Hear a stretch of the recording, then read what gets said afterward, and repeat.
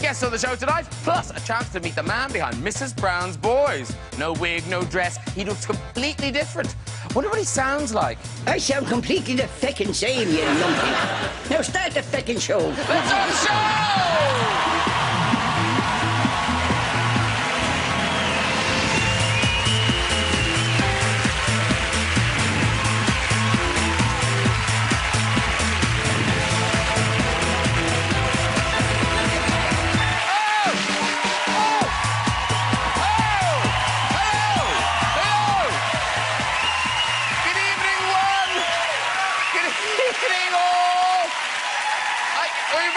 You're very kind. We have got a packed sofa for you tonight. Pop princess and queen of the X Factor, Cheryl Cole is here.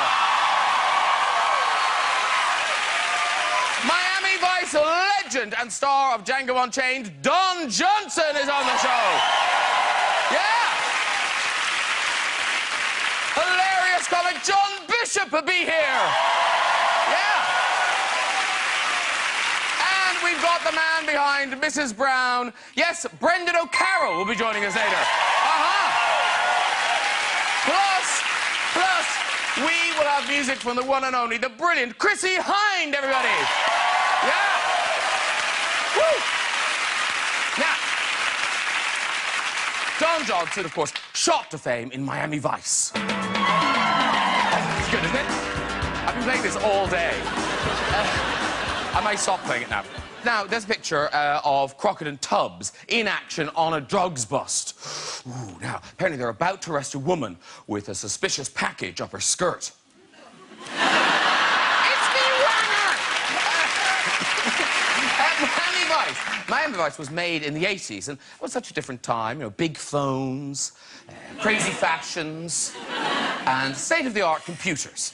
Now, in fairness, it looks rubbish, but you could still get porn on it. You could. Yeah. You all remember printing that out. Now, I'm going to be talking to John Bishop about his unusual pet. Yes, John adopted a pig that had somehow escaped. And the thing is, pigs do it all the time. Did you see the pig that jumped from a truck in China this week? Did you see this? Now, calm down, everyone. Now, I know it doesn't look good, does it? But, in fact, the pig was fine. La-la, la-la. Oh, isn't that nice? Happy ending. And, of course, the pig became a local hero and they had a big party to celebrate. Aww. Delicious. I'm going to be chatting to Cheryl all about her famous tattoo. I know. That tattoo, let me tell you, took 3 days to create. Can you imagine that poor tattooist spending all those hours staring at Cheryl Cole's bum? Let's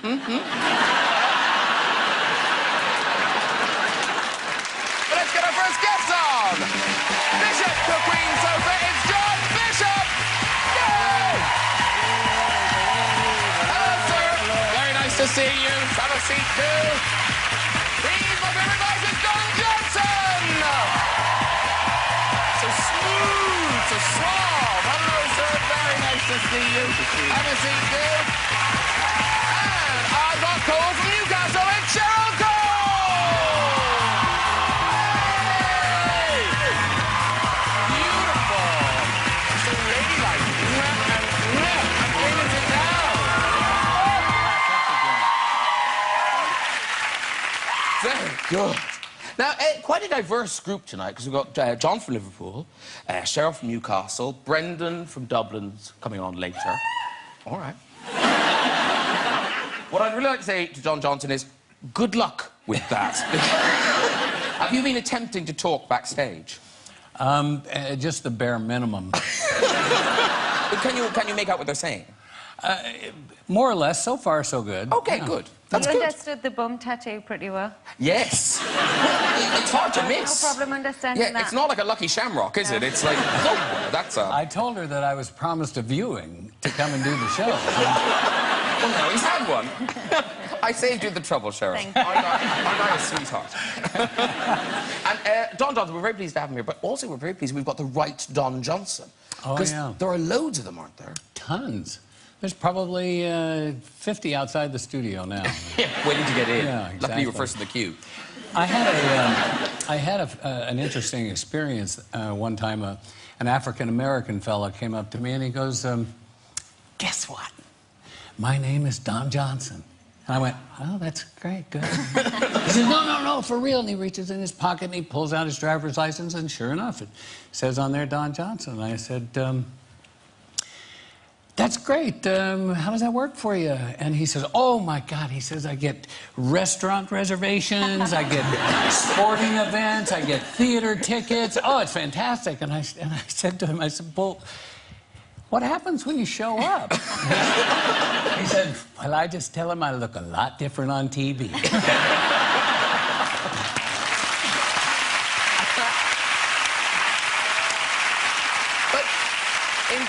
In terms of doppelgangers, you met I've seen this picture, it's incredible. Where was this guy?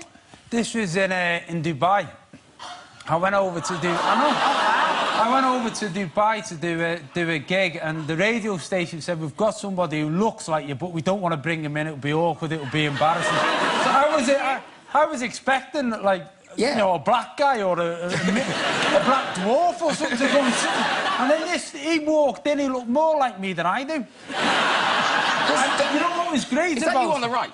That's me on the right, yeah. Okay. The older looking of the two. But what was great is that he said the same thing in Dubai. He's used it to get restaurants. But he said, I've pulled girls. He said, I pulled girls saying that I'm you, which I've just gone, that is fantastic, because now, if I ever have an affair, it's not me. It's just him. Now, Cheryl Cole, you've been away. It seems like you've been away, but now you're back with a vengeance, young lady. Because the new song, Crazy Stupid Love, it's been played all over the radio now, but it's been released properly on the 20th of July. Right, yeah. And this one is you and Tiny Temper. It is. But this is from the new album. Yes. Now, when's that out? The album's actually not out till later in the year. Later in the year? Late November time. Late November. I want to have a couple of singles out, get me feet back into it. And what's it called, the album? The album is called Only Human. Only Human.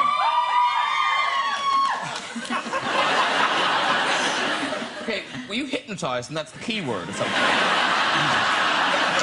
When she says only human, you will scream. Why only human? Because... I actually had a long time off. The last time I was on, I did a tour just after the last time I was on here, alone, and then I went straight in and did a tour with Girls Aloud after the 10-year reunion. And then I just was exhausted, and I seriously needed... I hadn't had time off in 10 years. Wow. So, yeah, so I literally said, look, I need a year to myself just to remember normal stuff, spend time with the family. I've got a poorly dog, you know, I just wanted to spend some normal time. And I went through a lot of stuff. The album's got a lot of stuff on there. And, yeah, Only Human was most fitting for what the album stands for. Okay. In America, we call that rehab. What would you like to say, Rachel Wallace?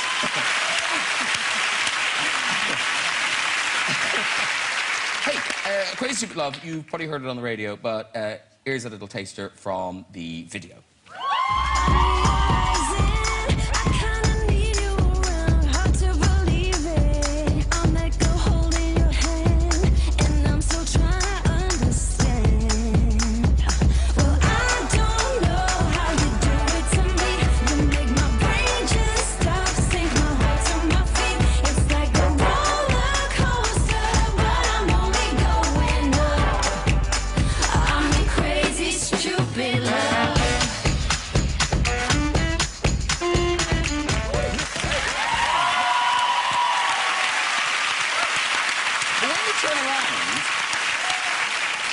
When you turn around and do that dancing, you suddenly realise how big that tattoo is. Have you added to it? Is that the same size? It is from mid-back all the way down. Right. Oh, there it is again. Tom Johnson noticed. And was it always going to be that big, or was that always the plan, or did it just spread? You know what's funny? After... What is the... I he made a mistake. And then it just kept going. Is it like one of them, you look in the mirror and they go, does my arse look big in this tattoo? No, it was after I got sick, I had, after I got malaria, I wrote you call it bucket list, I call it a fucket list. And I just wanted to do everything I wanted to do. And, you know, life's short. And, and I changed my perspective, and I always wanted a big tattoo. Is that a bit of the tattoo I can see there? So this is a different one. Well, that's a different tattoo. OK. Oh, no, I just want... because it... It's not my fault. It's right there. And this is a vulgar question, but I will ask it. Okay. No, it's not that vulgar. No. But three days it took to do it. Yes. 3 sessions. 3 sessions. So how much did that cost? Well, the guy that did it is actually an exceptional artist. Yes. Like, he's not just a tattooist, he's an artist. He's a lucky bastard, that's what he is.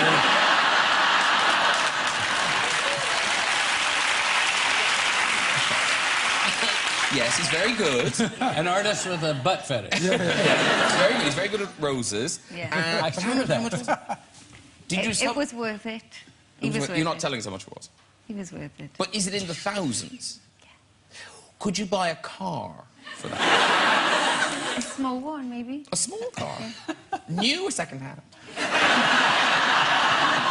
You do realise that many people would have paid you to do it to you. Not to pay him anything. And Don, given, because you have, you know, you've had quite a wild past. You've been through periods of wildness. Really? Have you escaped without a tattoo? Do you have any tattoos? No ink. I didn't, I couldn't decide on anything that I wanted to live with forever. I had that problem with women for a long time. I'm sure. Easy.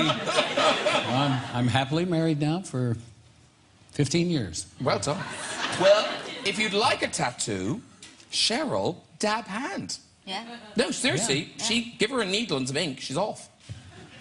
Let me think on that. No, we've got you. You tattooed the guy who tattooed you. I did. This is you tattooing Nico. And now this is what you tattooed on him. See, that's how it started. So, what is that, sunglasses? Or glasses? It wasn't intended to... Well, he wears glasses. Okay. Okay, so the idea was his signature look is quite known, and he wears big, thick glasses. They kind of look like aviators in the end. Yeah. My bad. But then a heart, because I think he's got a really special heart. Yeah. My initials, because I did the tattoo. Oh, is that your initials at the end? CC. Oh, I thought it was you trying to get the pen to work. I thought it was... You know, the post office. Is there ink in this thing? Now, Cheryl, very quickly, you've got to say, we are delighted you're back doing the X Factor. Seriously, I think everyone is really pleased to settle back on it. But given how mean they've been to you, I guess the question, why are you doing it? Why have you said yes? Now that Simon's back, I mean, honestly, I just couldn't stand any more of the grovelling. It was becoming uncomfortable. I thought I would just help out a friend a little bit, you know? Yeah. And so you started filming already? Yeah, we did 2 days in Manchester already. And all right? All right. Yeah. Feels like I've never been away. I don't know if that's a good thing or a bad thing. A little bit of frost.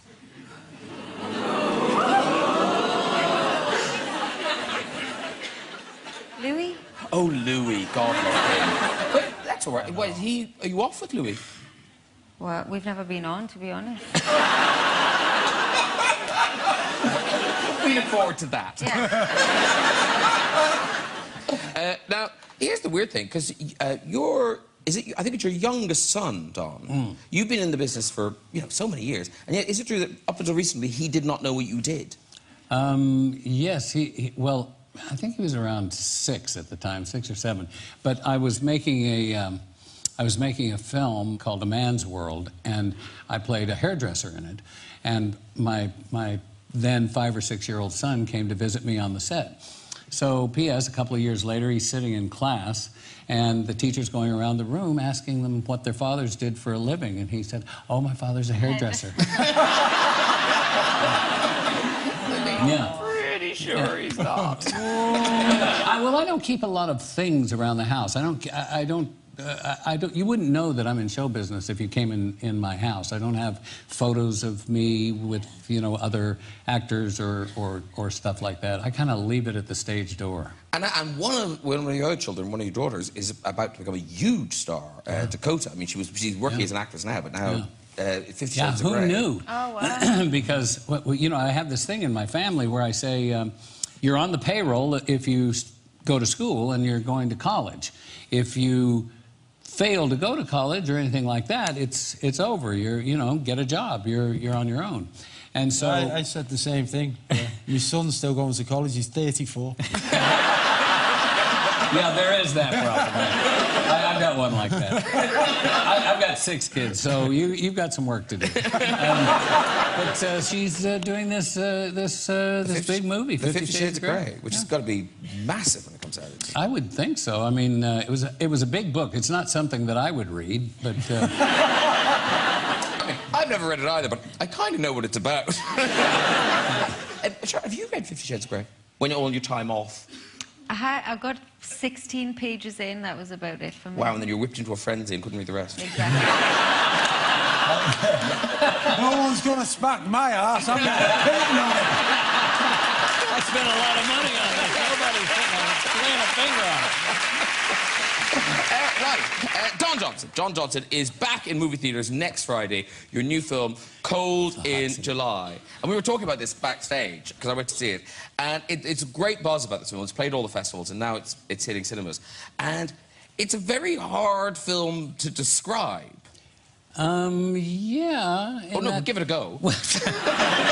It's sort of a genre shapeshifter. In other words, it starts out seeming like it's going to be one thing, and then it becomes something else, and then I come on and it becomes something completely different. And it is like, we cannot lie, it is bits of it are really dark, but bits of it are really funny as well. It is, yeah. Yeah, I handle that part. Yeah. Now, it's all set in the 80s, and, I mean, were you kind of an unofficial, kind of, you know... No, that's what I said. I mean... But you invented the 80s. Without you, 1979, 1990.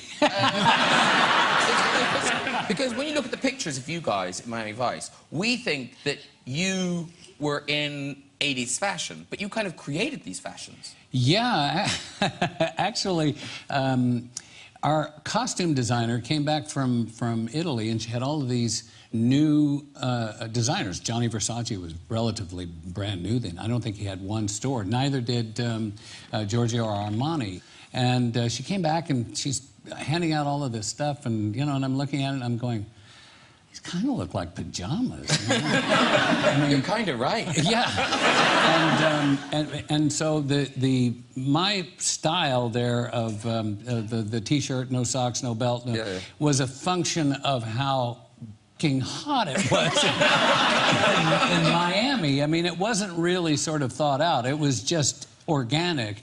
I started just removing articles of clothing. And the movie's called Cold in July. Yeah. Yeah, you must have spent time in England then. The thing was, though, when in the 80s, as you said, you were setting this fashion of no socks, but, yo, we were copying it. We were walking around in November, freezing. And those canvas, what are they called? Desperados or whatever they're called. Yeah. Oh, yeah. Stupid, and then balloon pants and jackets up there like that. Yeah. God, I spent a lot of my life looking like a dickhead because of you. Oh, very good. All right, well, listen, let's revisit the 80s and watch a clip from Cold in July.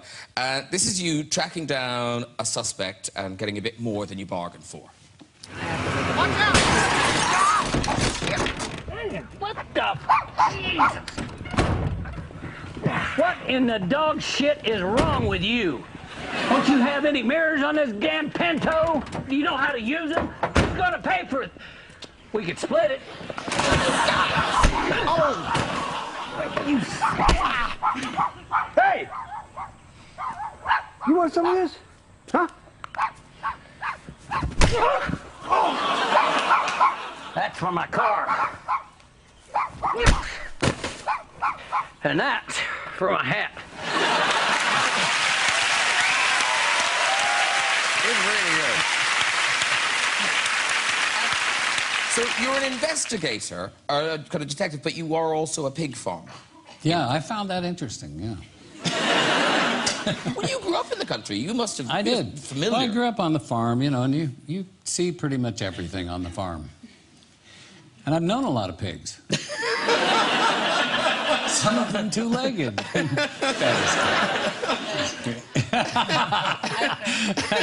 She's got a mean streak, I can tell you. No, I also know some pigs with 2 legs. But now, what are the chances of this? So you're playing a detective who owns pigs. John Bishop owns a pig. I don't own a pig. It lives with us. Oh, OK, so... I had a couple of those, too.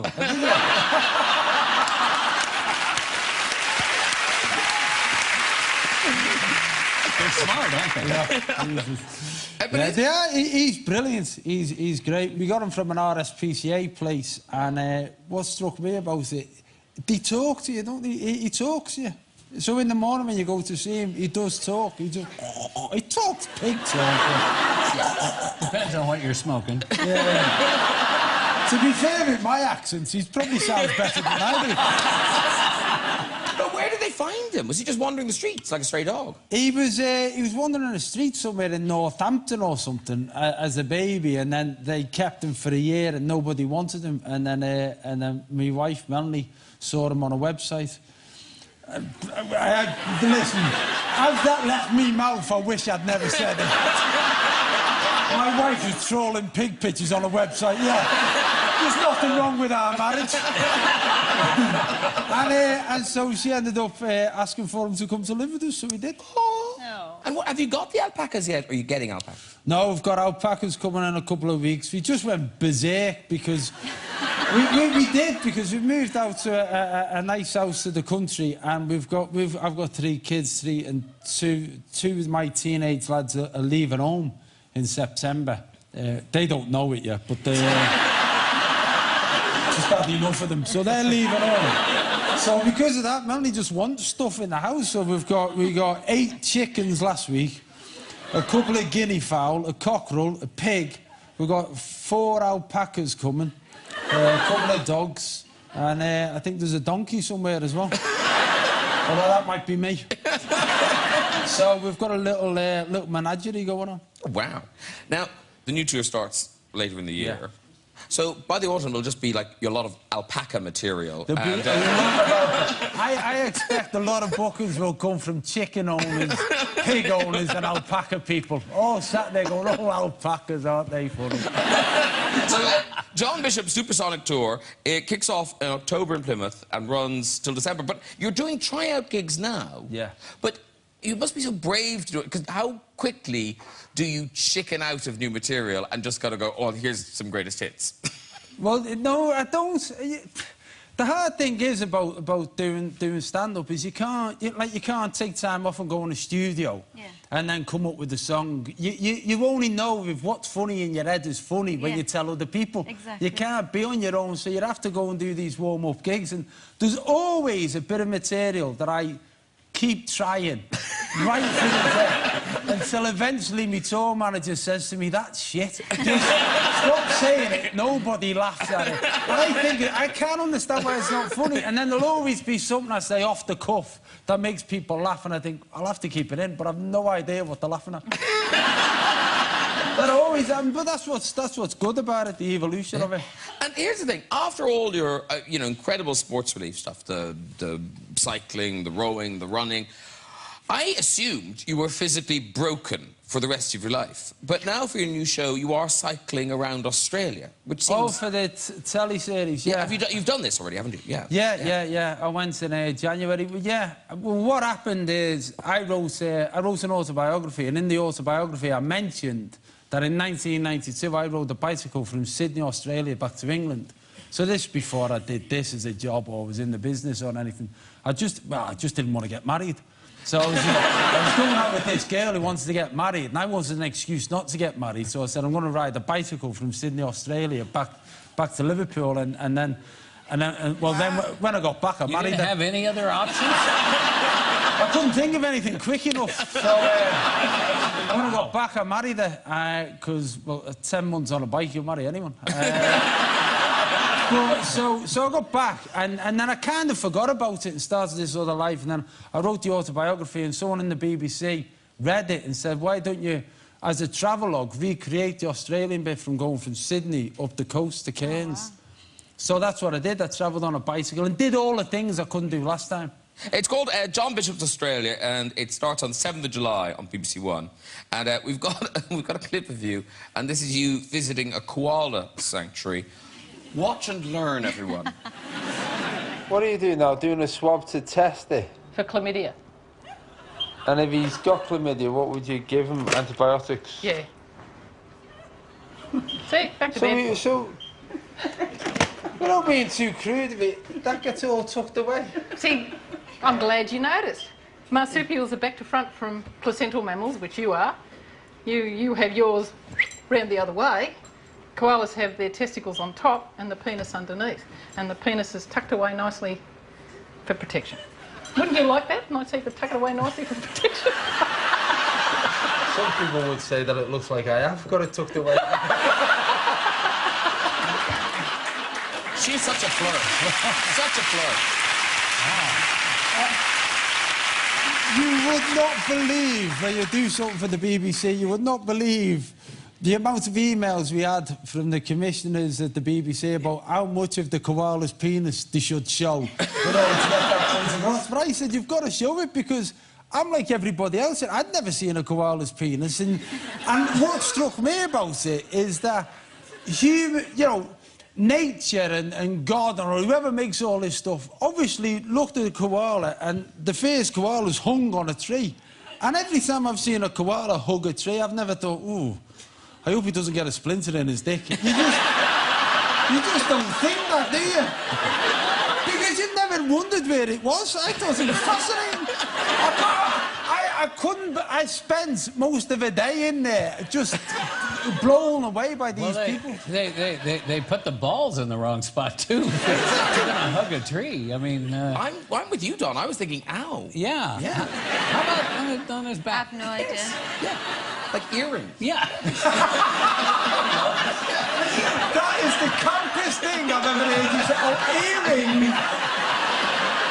What are those koala balls? You mentioned the book. It did really well. It's out in paperback now. How did all this happen?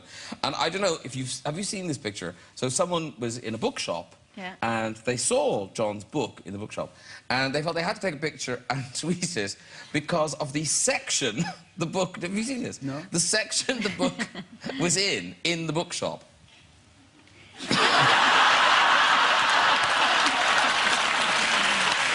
hilarious. That's hilarious. Okay, now, Don, I hope you're ready for some more linguistic challenges, because my next guest is the creator of the most successful new sitcom in years. And now he's made the movie. Please welcome Mrs. Brown herself. It is Brendan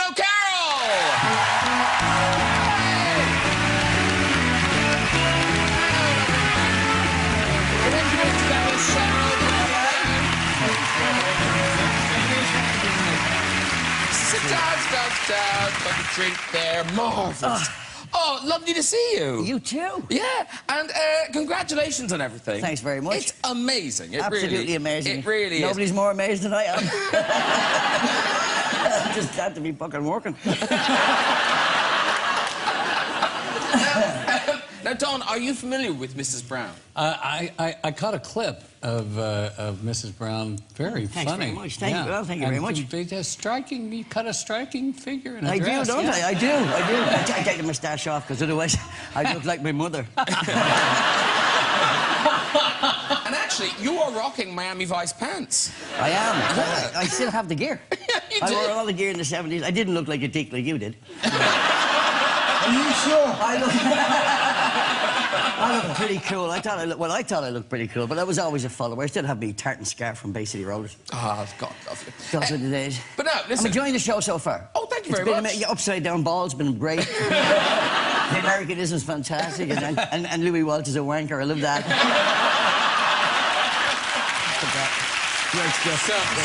So that's the recap. That's the recap. That's the story so far. If you just joined us. Previously on the Game Norton show. So listen, Mrs. Brown's Boys, it's a sitcom about an Irish housewife and her family. You're not telling me that, eh? No, I'm telling Tom. Unless you want to know. But so here's most of the cast now. So a lot of these are relations, aren't they? Yes. So, I'm a firm believer in nepotism. Yeah. So Grandpa, he's just a friend. Granddad's his friend. Granddad started off as my window cleaner. Oh, right. 25 years ago. But he didn't clean my windows, he was a window cleaner. And one of the first gigs I did was at Rat Mines Inn. And one night we were putting the gear in the van and he started carrying out stuff. He's gone too far. I could go now. I mean, that's the first time in my life anyone's looked at me to explain what someone else is saying.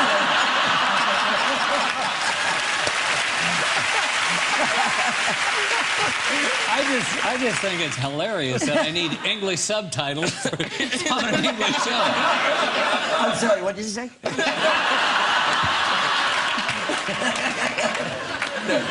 Listen, you'll acclimatise. Yeah, So, okay. and then your daughter is your wife. Yes, that gets weird. Yes. At home, you know, who's your mommy, who's your mommy, who's your mommy?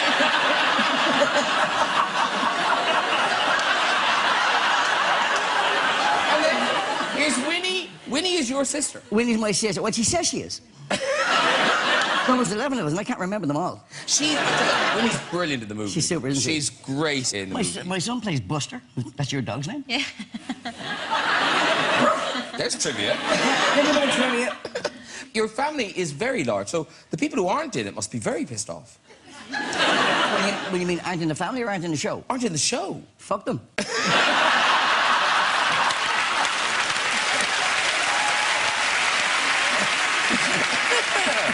Now, Mrs. Brown movie, I'll be lucky enough to see it. And honest to God, you laugh, but you do. I cried. It's really sweet. Oh, thanks very much. It's very sweet. It's very funny, and it's what people expect. It's got all the coarse jokes and all the rude jokes. It's very Irish. Yeah. In that you know, we don't do just straight comedy in Ireland. We do comedy with pathos. So if you're going to have a bit of fun, you want to go to an Irish funeral. You know, you get all the fun and then we'd all have a cry, and then we'd have a laugh again. So it's that kind of structure to it, you know. I don't think you can have one without the other. But I love that she always lets them... I say she, like she's somebody else, I swear to God. I should be wearing my knickers tonight. But she always lets them off the hook. You know, there's a scene on the bridge where that mother-daughter thing. Yeah, Well, me too. And I knew it was me in a dress.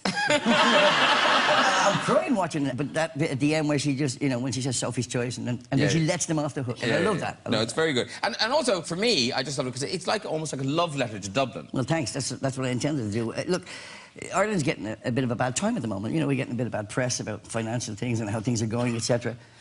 But Dublin is a beautiful city, and it's a really warm city. Thanks very much, Cheryl. And it Brendan built it. And Newcastle is one of my favourite places. If you want... I agreed with you. You didn't say thanks to me. You get a tattoo like yours on your cock and I will. Newcastle is... I dare you. But Mrs. Brown, you've talked about Mrs. Brown, how she's been inspired by lots of women growing up that you knew, but particularly your own mom. Yeah, I mean, when I used to tour America, where you're from? Funny enough, where I live now, and they've no problem understanding me. That's not true. No, really? Come on. When I tour on the book tours, they'd always ask me the most bizarre questions. And one of the questions they would ask is Mrs. Brown based on your mum? And I used to say no. I used to say, no, she's not, you know. And then I started to realise, actually, she is. My mum was very well educated, thanks to the nun. She was a nun. She started off her life as a nun. Had 11 kids, so obviously she was right to doubt her vocation. But because, thanks to the nun, she got an education. She got a really good and she ended up with a bachelor's degree from Galway University. And I think if Agnes had had that education, yeah, they would be very similar. Because my mum had that same kind of wisdom. Can I just tell you, I loved touring in America because I can tell them all the lies and they believe them all. No matter, you know, I can tell them about leprechauns in the garden and they actually believe it. Well, yeah, look at our government. Clearly, they believe anything you tell them. But I remember once one woman put her hand up and said, "Excuse me, sir? Sir?" I said, "Yes." She said, "Can I ask a question? What is bollocks?" And I said, "Most of what I've been fucking saying for the last 10 minutes." They're the most bizarre people. But my mum... No offence. No offence. None taken. You're not really American. You're Don Johnson. There is that. That's true. He's the inventor of the 80s. That's what he is. I think so. 1979, 1990. But your mom, so 11 kids, a 2-bedroom house. Yeah. Oh, wow. I mean, that's... How did they have sex? Well, We knew the sign was, my mother used to say, Jerry, that was my dad, Jerry, I think you need to peel me corn. And of course, we'd all go, whoa. And then he went and peeled her corn, and the next thing there was another brother. You know, 11 kids, but she was she was quite an extraordinary woman in that she was a woman's woman. She came out of the convent. She went to teach, and when she married my dad, and she married him only because he could dance, she got fired because in Ireland at that time you couldn't, if you were a civil servant and a married woman, you couldn't work as a civil servant. Wow. So she said, "I'm not having that." She joined the union, changed that law, and then got elected to Parliament, and then became Shadow Minister for Foreign Affairs, became the Chief Party Whip. She changed a lot of laws. She was a fascinating woman, and she was, you know, when she retired from politics, she had a few bob. So we were convinced, oh, we're in the lolly, but she didn't. She bought a couple of houses and turned them into a home for battered wives and for homeless children, in which we all volunteered and we all worked in. So it gave us a good grounding to help. No. Give her a round of applause, not me. And she's dead. So don't waste it. She was a powerhouse of a woman, and she was a woman for change, and she taught me something more important than anything else. First of all, don't be afraid. It's one of the reasons I admire Cheryl so much. You're never afraid. You speak your mind, and it's a great thing. Fair play to you. She told me never to be afraid. Don't be afraid to fail. Don't be afraid to succeed. Most of all, don't be afraid to try. And it's not what you have, it's what you do with what you have. And that goes for money as well. Listen, Brenda, it's been lovely to talk to you. Lovely to hear about your mom. Yeah. The movie is out next Friday. Yes. And here's a taste of what to expect.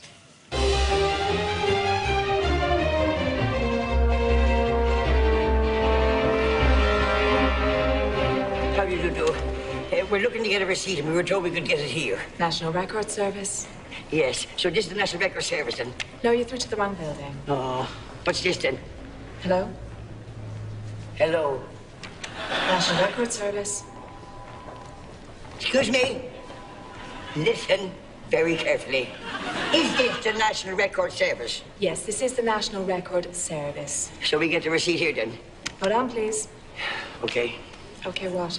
We're holding on. For what? You're going to show us where to get the receipt. National Record Service. Listen, that face. How do I see the actual receipts? Get your fucking hands off me! I have 4 sons.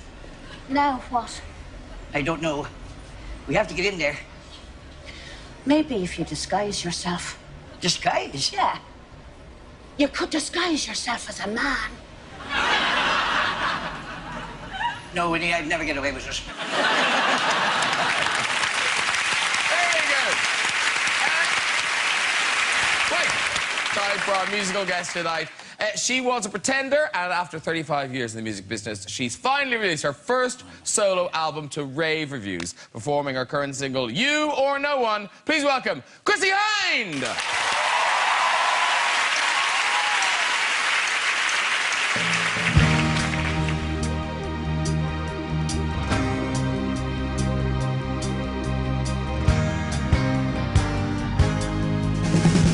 This lonely heart's been yearning, the skies above me turning. Feels like the universe just grew.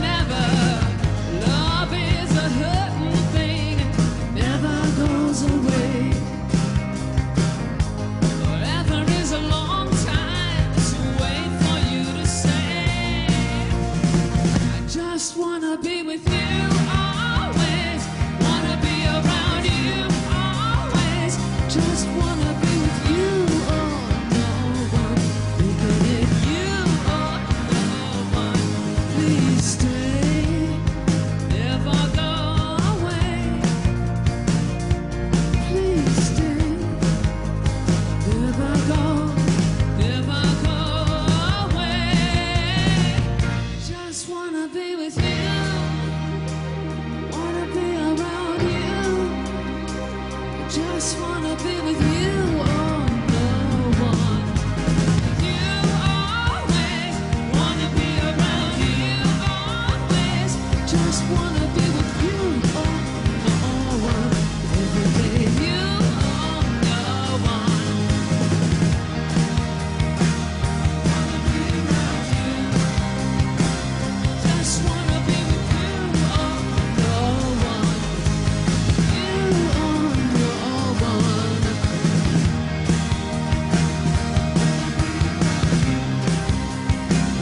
Just wanna be with you, oh no one. Baby, you, oh no one.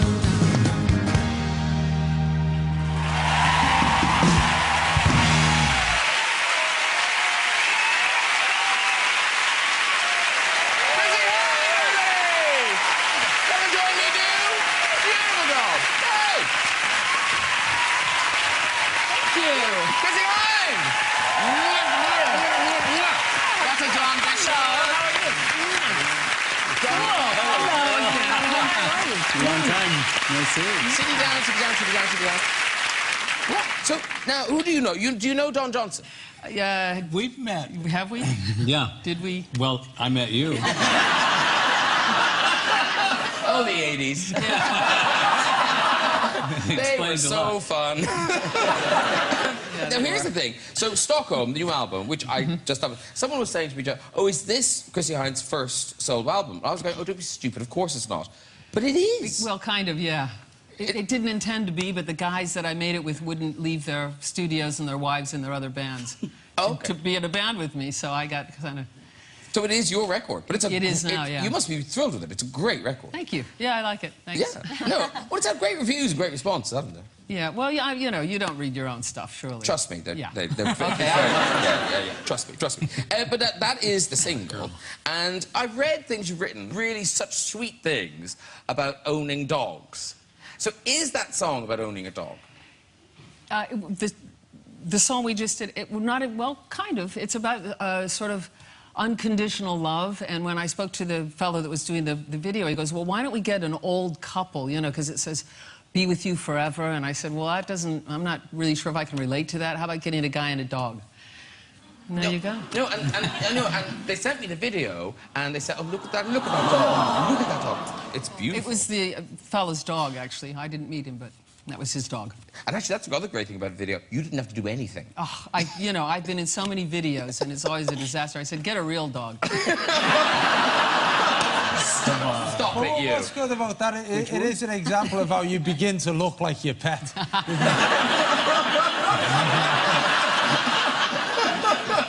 I didn't know Louis Walsh had a dog. Whoa!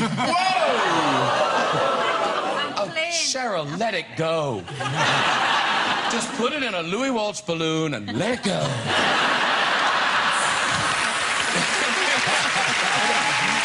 Listen, we've no time for red chairs, so ladies and gentlemen, a big thank you to all my guests tonight. Chrissy Hine, John Bishop, John Johnson, Cheryl Cole, and Brendan and Carol. And that is it for this series. But do join us next week for our look back at some of the highlights of the year so far. We'll be back in the autumn. Till then, have a great summer. Thank you very much. Good night, everybody. Bye-bye.